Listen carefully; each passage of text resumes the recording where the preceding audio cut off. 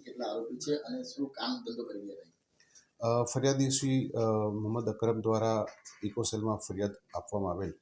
જે ફરિયાદની વિગત એવી છે કે ફરિયાદીને બ્લોક ઓરા કોઈન માં ઇન્વેસ્ટ કરવા માટેની વિશ્વાસ આપવામાં આવેલ અને એમાં તમને સારામાં સારું વળતર આપવામાં આવશે એ રીતના વેબસાઇટ ઉપરથી ઇન્વેસ્ટમેન્ટ કરાવી અને ફરિયાદી સાથે 51 લાખ રૂપિયાનું ચીટિંગ કરેલ છે.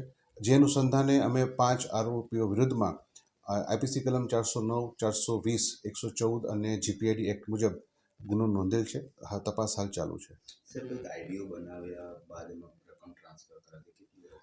હવે આઈડીઓ બનાવી અને એમાં રકમ જે ફરિયાદીએ જણાવ્યું છે એ મુજબ 51 લાખ રૂપિયાની રકમ ટ્રાન્સફર કરવામાં આવેલ છે.